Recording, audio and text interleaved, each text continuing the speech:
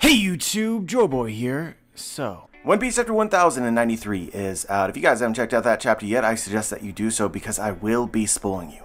But now that you have, let's begin. Kizaru is just plain awesome. I think the greatest thing about this whole fight is you really get the impression of how different Kizaru fights than other top tier fights that we've seen. It's just, there's a unique vibe to it, and I don't know what I thought initially when Haki was introduced, but I kind of figured, hey, the fights are gonna be similar, with some devil fruit flavor. But I feel like you can barely tell that Kizaru is using Haki at all. It makes his devil fruit appear more broken than perhaps any other fruit. That devil fruit alone could wash the vast majority of the verse. Even other characters that I consider to be top tiers or near top tier. Now granted, there's other devil fruits which essentially require you to have Haki to even slightly compete. If you were to say fight Aokiji or fight a Kainu, if you're faster than them, maybe you can dodge their attacks, but you can't actually hurt them at all because if you touch them, you lose. But then assume that somebody has some baseline level of Haki. It seems like those fights are doable because the magma, you can potentially defend yourself and not get burned. With the ice, you can potentially shatter it. So then it's really just a fight of who's tougher and who's faster. I like how Kizaru's fruit is different. It's not quite the same. If you punch Kizaru, I assume, and you don't have Haki, you don't automatically lose. But the speed that the devil fruit provides him is an insane defensive advantage akin to future sight Haki. It would work in a similar way. But where this fruit really begins to separate in my mind is against other top tiers. Being faster is just an insane advantage. If the other person can't hit you, they can't win. At the same time, Kizaru's devil fruit gives him a laser. And in the last chapter, we saw him turn himself into some sort of momentum laser. And Luffy couldn't dodge it. Luffy is not a scrub. He possesses maybe not the best Haki in the entire universe, but really freaking close, and so far has really been challenged. Like, I wasn't sure what to expect of Kizaru heading into Egghead once we saw that Kizaru was coming and a fight was likely inevitable, but Kizaru has really done nothing but best Luffy up until now. Besides a moment where he was blindsided and clearly wasn't paying attention. It puts you in this awkward situation of either you have to make excuses for Luffy or you have to really hype up Kizaru. That's how I feel. But I'm not saying that Kizaru's devil fruit is perfect. I think that there's some characters in the verse which might have an advantage fighting against him based on my impression. Someone like Kaido, for instance. It's really, really hard to damage Kaido. Does Kizaru possess enough offensive capabilities in order to pierce his hide? I would say that my opinion is no. But if we're just judging devil fruits, I don't know of a single devil fruit capable of penetrating Kaido's hide. You know? The only things that were able to damage Kaido as far as we are aware are not related to devil fruits, it's sword skills and advanced conqueror's Haki. So it's not necessarily a criticism of the fruit that Kizaru might not be able to achieve that feat.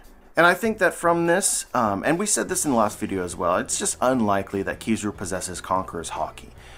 Not least of which is he seems foot half in and half out of anything that he does as an admiral. As he states that he is just a cog in the machine, it seems very contradictory to what is required to be a king. But like, holy hell, if you gave somebody with Conqueror's Haki, with Advanced Conqueror's Haki specifically, and this devil fruit, that is a nasty combination. In a way, you can almost say that the devil fruit is wasted on Kizaru. Because somebody with this might just straight up be unbeatable. But anyway, if you can't tell, I'm clearly a fanboy of speed. I will take speed over strength all day, every day. Death by 1,000 cuts or not, eventually you'll probably win. And I also want to just say, I'm sure that there's some limitations to Kizaru's speed and devil fruit that are either not very apparent or are very apparent and I just simply haven't noticed. I'm sure that that's true. Such as Kizaru traveling in straight lines. But yeah, I'm still enjoying every moment of this fight. It's simply one of the coolest ones in my opinion. Kizaru's devil fruit has always been that way to me. And my general impression, based on what we've seen so far, is that I think Kizaru is going to lose. And if he does, most likely the person responsible for this loss is Kizaru himself. Not in any way really trying to take away from Luffy's accomplishment here, but it just seems like Kizaru had immense potential at some point in the past that he failed to reach. and he's probably going to have some slip up. Perhaps related to the fact that he cares less about winning than Luffy would, or anybody else for that matter. Having the will or desire to win is a big component of deciding who actually wins. Anyway, the tension has really ramped up in my opinion from the last chapter. I just felt that as I read it. Every time that Kizaru managed to slip away, it's like, oh my gosh, is he about to kill the Vegapunk? It didn't actually happen, but I'm just telling you guys, like, Kizaru would do it. At least his mindset in this chapter, potentially Luffy can change it. I feel like I say this after every chapter in Egghead, but it's just amazing. Like, I still don't feel like I absolutely know what's going to happen. Now, if I feel like I know, that doesn't mean that it's what I think is going to happen, but the feeling exists a lot, even when it's not true. Here, I don't have that feeling. Like, I have ideas of how this could play out, but it feels like it can go in one of many directions, and mainly what I'm thinking about is tone. Like, we've compared this arc to Sabaody. Sabaody, you guys read it. You know what that arc felt like. Do we need to be preparing ourselves mentally for something drastic here to go wrong, to make us feel something?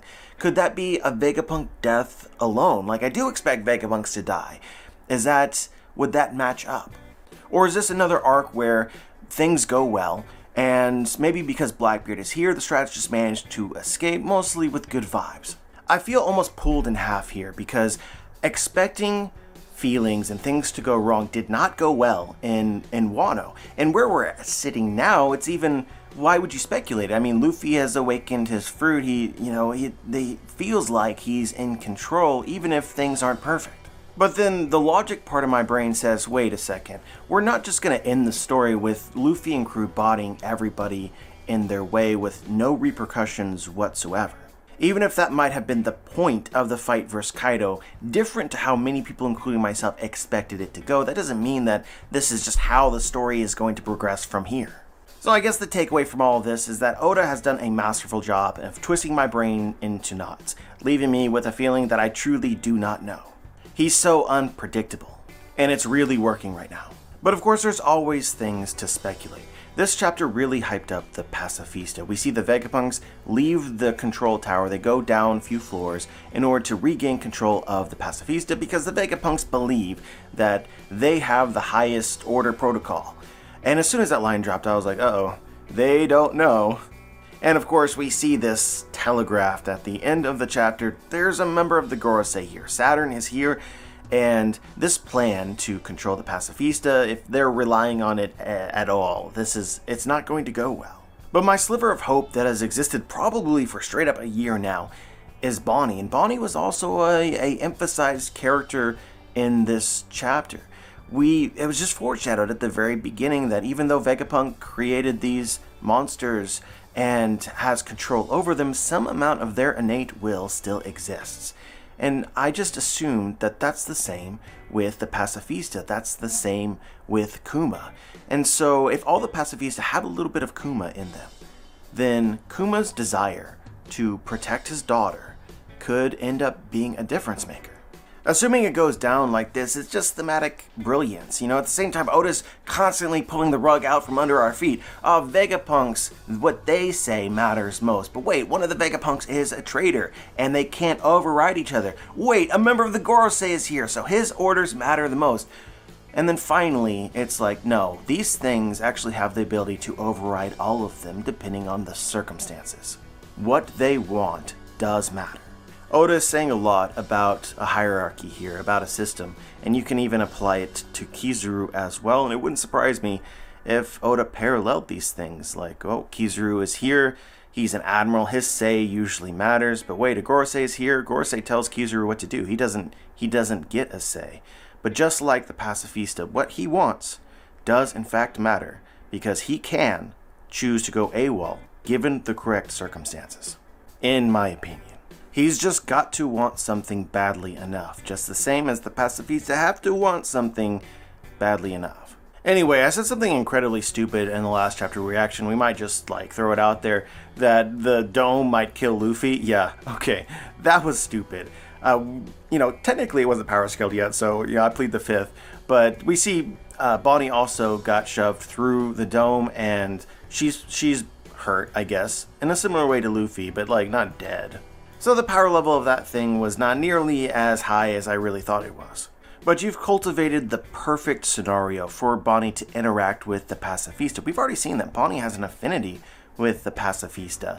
Didn't want the Strats to harm them before, and now they're here as well, fighting people.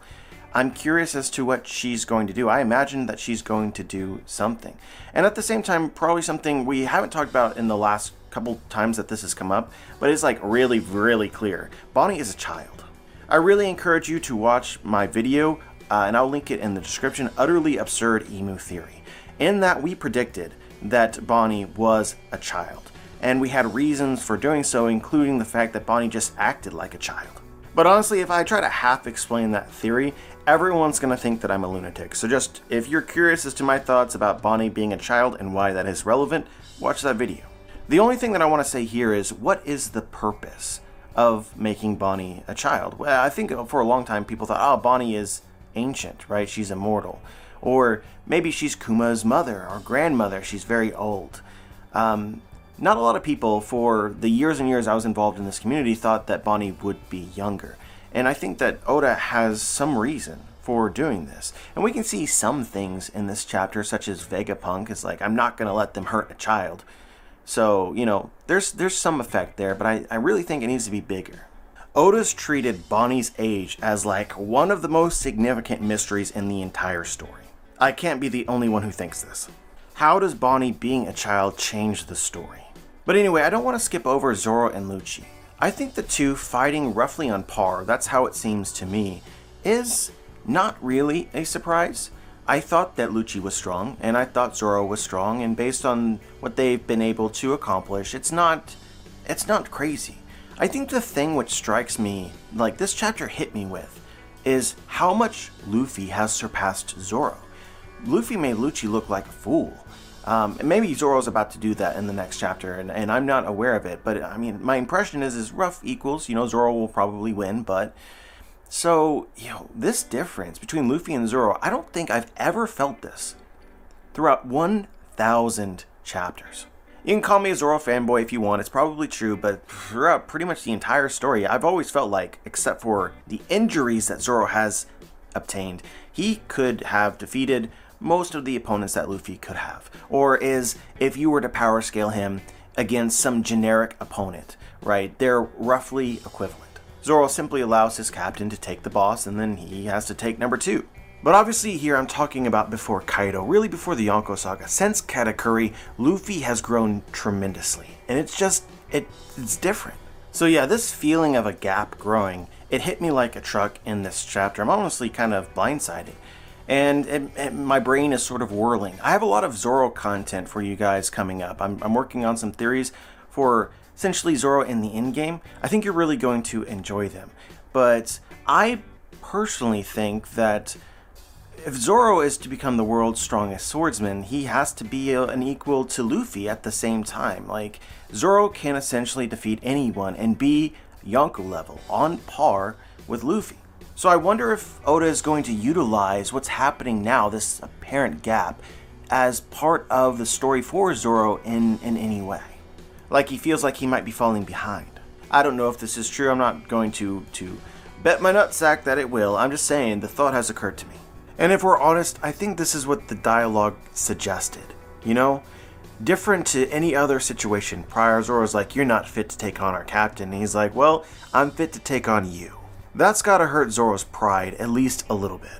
But yeah, I suppose we haven't talked about Saturn yet, and honestly I don't have too much to say other than I am incredibly ready for him to do something. The last couple chapters, I've enjoyed them a lot, but I also feel anxious for something big to happen. And it's gotta be Saturn. The obvious first step to this is taking control of the pacifista, but we already know, me and everybody else in the world right now wants a little bit more than that. We want to see the dude fight. So yeah, that's where we stand with Egghead right now. We're still waiting on Blackbeard. We're waiting on what happens with Kuma, what might be revealed. Is he going to Egghead now, or is he heading to the castle Mary Joie? Is he going to reveal Imu, or does he sense or know that his daughter is in danger? And right now I feel like Kizaru matters. One way or another, we're going to have a big moment with him. So this is where I feel like we stand right now, and maybe when the next chapter comes, it'll be clarified. But anyway, guys, as always, curious as to what you guys think. Whether you know something from the chapter that I might have missed, just share your thoughts. Remember to check out my book, The Boons, Volume 1 and 2. It's out. Volume 3 out on October 4th. It's really close. Links in the description. Check it out. And if you do, please leave a review. Just let other people know what you think about it. Like the video, subscribe, click the bell to be notified, join the squad. And as always, guys, have a wonderful day.